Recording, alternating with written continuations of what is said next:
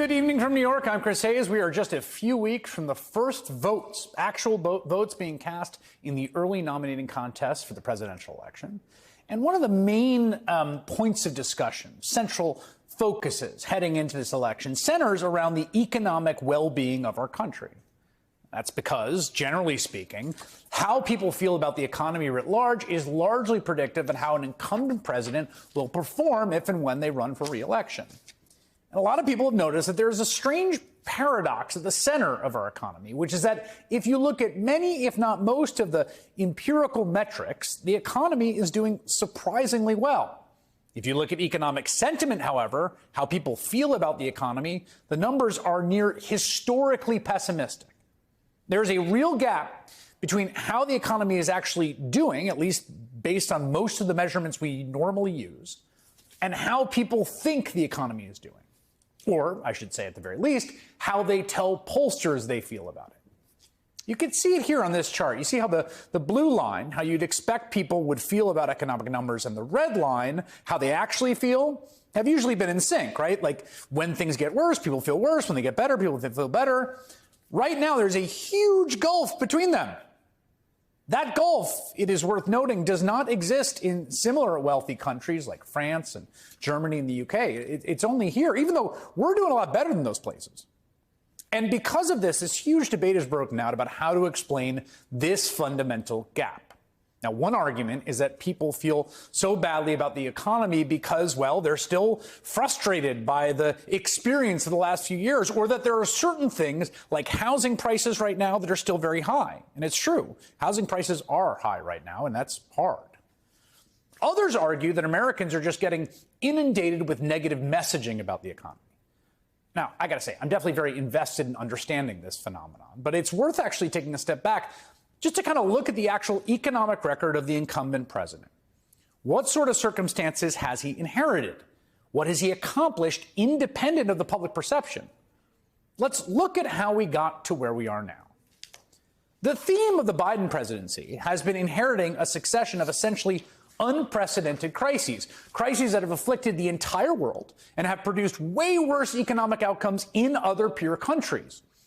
I mean, the source of all this, of course, right, the original source is that we had, as you might remember, a once-in-a-century pandemic globally that killed millions of people, shut down most of the world economy, shut down entire industries, and then we tried to come back out of it. That's the basic thing to remember. Now, as president, you get credit for things when things are good. You get blamed when things are bad, even if they're out of your control in both directions. I mean, we saw this in 2019 when Donald Trump had done essentially nothing to help the American economy. In fact, tried his best to hurt it with those massive tax cuts for the wealthy and corporations and a ridiculous trade war. But he still presided over an economy that was finally recovering after a financial crisis a decade later, and he got the credit for it. We also saw it in 2020 to a certain extent when COVID annihilated the U.S. economy and the incumbent president, Donald Trump, lost. And once Joe Biden took over, basically from the very moment he was sworn in, we became inundated with negative messaging about the economy. Some of it, a lot of it, was rooted in real crises the administration had to tackle. A lot of it was overhyped. Now, this collective freakout about the economy happened across the media ecosystem, but it was most pronounced on Fox News. I think it's worth taking a look at what exactly Americans have been hearing about the economy over the past few years, and compare that with the actual circumstances and, crucially, how the Biden White House responded, right? They inherit the circumstance. How they respond is up to them. Let's start with the issue of labor, of workers. Biden took office amid an unprecedented global pandemic. Remember, there was not even a widely available vaccine when he was sworn in. As a result, the Biden administration continued the economic stimulus from the Trump pandemic response, right? They passed on a party line vote the American Rescue Plan. Huge amount of aid to families directly, included additional direct cash payments, an additional $300 a week in unemployment benefits. This was a big risk, let's remember. And Fox's response to labor shortages, which were real, amid a deadly global pandemic, was that suddenly no one wanted to work anymore. Biden created a labor shortage because he gave workers way too much free money. 183,000 people dropped out of the labor force. Biden created a labor shortage. Labor shortage is Labor shortage. an 81-year-old woman pitches in during the nationwide labor shortage. They just can't find people. With the labor shortage, people are making more money to stay home. They're bringing out the robots. Now, some businesses had trouble finding workers. It was a real challenge for the White House, especially when the Delta variant hit that summer and more than 100,000 people were still being hospitalized every week. But then what happened? Well, the Biden administration continued its vaccination campaign. The virus subsided in its acuity to a level where people were comfortable going to work in person. Equally as important, the bold agenda of economic stimulus really worked. Unemployment rates dropped massively from 6.3% when President Biden took over to 3.9% in the last jobs report. Again, you can see it right there on the chart. That's a chart that you want to go down, right? That's the unemployment rate. You want it to go down. And you don't need to be an economist to understand that the line did just that. People definitely do want to work. It's a hot job market. So, okay, Fox mostly moved off the nobody wants to work anymore narrative once the jobs numbers improved and it was clear people did not work. Then there was a new boogeyman in town, the supply chain. Now, again, to be clear, these issues were very, very real, again, especially in the aftermath of COVID, which disrupted just about everything. Fox took the opportunity, starting all the way back in October 2021, spinning the yarn that Biden was both responsible for the supply chain issues and apparently doing it to ruin Christmas for America's children. The Christmas present you want, probably stuck on a ship somewhere. Economists are warning many Christmas presents for your kids, they're not going to be arriving in time. The holidays have been harder this year for many Americans thanks to Joe Biden. Can we call Joe Biden Scrooge or the Grinch yet? The Grinch who stole Christmas. The Grinch who stole Christmas and American greatness. Democrats are going to be stealing our children's future. Just like the Grinch in the middle of the night, slithering around those presents. You get that? You get the comparison to the Grinch, the famous Dr. Seuss character who ruins Christmas. But months before Fox started its latest war on Christmas, President Biden had already put together this task force to combat the supply chain issues.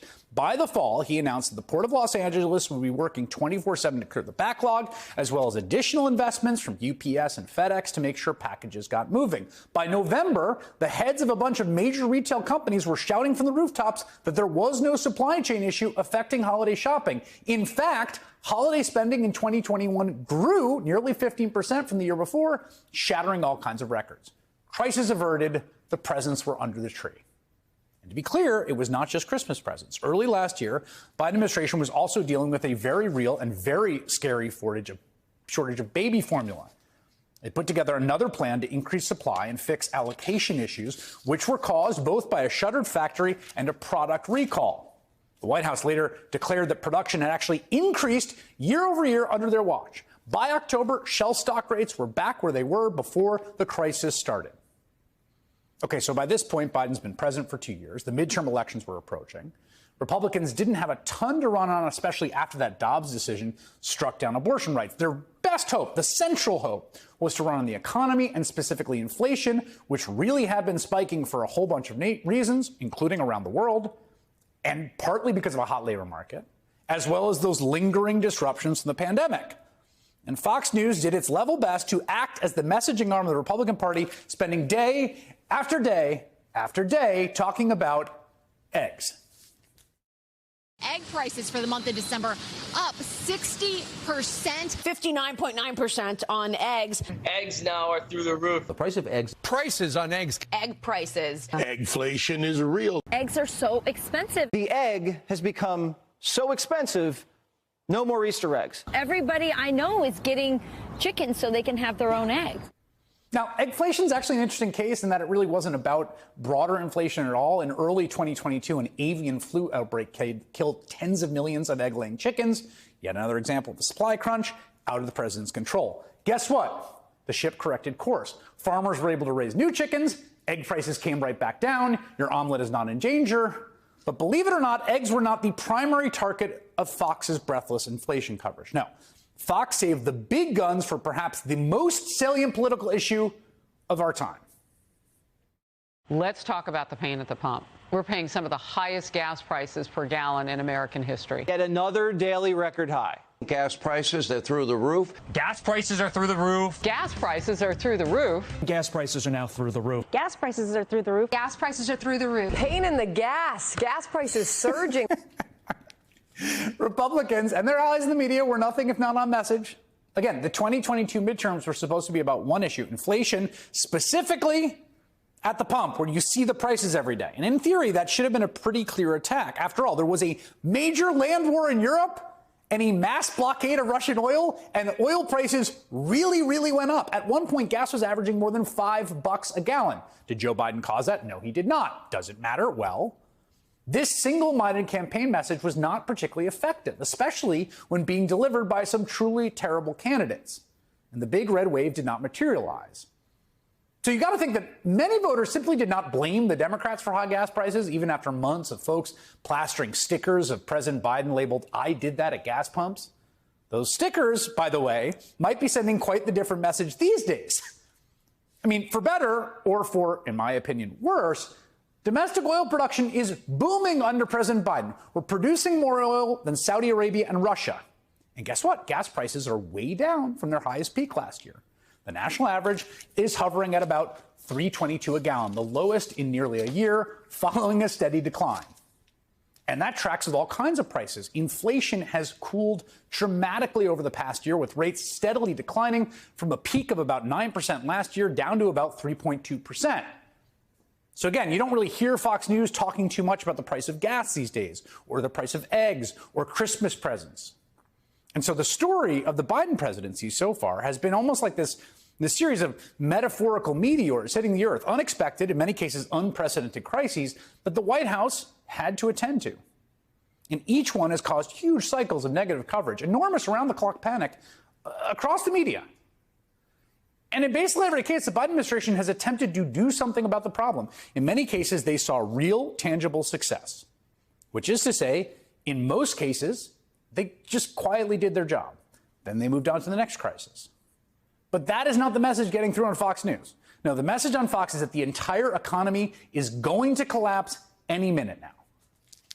First, let me say for the record, it's a recession. I'm telling you, it's a recession. If it smells like a recession or walks like a recession, it's a recession. We begin tonight with the Biden recession. The Biden recession. The Biden recession. The Biden recession. The auto industry is in recession. The housing industry is in recession. Retail is in recession. Advertising is in recession. Recession, it's a certainty. We have dismal consumer and business confidence because we're hearing recession, recession, recession.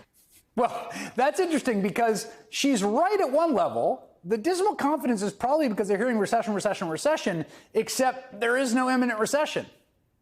According to a recent survey of business economists, the overwhelming majority of them, more than 75%, do not believe that a recession is likelier than not. In fact, the fundamentals of the economy are much sounder than you might think they are. GDP is absolutely booming. Even more importantly, this is central, real wages are rising. That means wages right now are rising faster than inflation, which means working people have more purchasing power. In fact, the largest wage gains have happened in the bottom 40% of workers, from the bottom up. The certain recession is now far from certain. It may even appear unlikely, which itself is a minor miracle. We are left in this weird environment where people do genuinely feel very bad about the economy. And I'm not telling anyone how to feel or what their finances are. People feel how they feel. If they're stressed, they're stressed. Housing prices are high. That's true. But as I said, the weird thing about presidents, the way that credit and blame work in the public consciousness, presidents get blamed for the bad stuff, praised for the good. Even when, say, the Fed had more to do with cooling inflation than the White House does. But I also think that from the perspective of economic management, dealing with what's dealt you, President Biden is just not getting the praise he deserves. If you are evaluating presidential performance, you got to keep the rules consistent. Donald Trump and his buddies on Fox want to praise him for the great economy from 2017 through 2019 while ignoring the 2020 disaster that unfolded under his watch. They want you to believe Trump's term only lasted 3 years and then he just disappeared before Biden took over and a bunch of bad stuff happened under his watch. The actual record is that Donald Trump oversaw the biggest job loss of a president in American history, along with mass death and abject disaster. Now, you might say that was not all Trump's fault, and fair enough, But inflation and the supply chain and eggs and Russia's invasion of Ukraine and spiking gas prices and shipping backlogs, those are not President Biden's fault either. But he has gotten to work putting together an economic vision completely opposite of Donald Trump, who cut taxes for corporations and rich people as his signature economic move. As President Biden likes to say, he wants an economy from the middle up, from the bottom up, and it's actually produced tangible benefits. More workers unionized, higher pay, and the best economic performance of any president under extremely difficult conditions this nation has seen since Franklin Delano Roosevelt.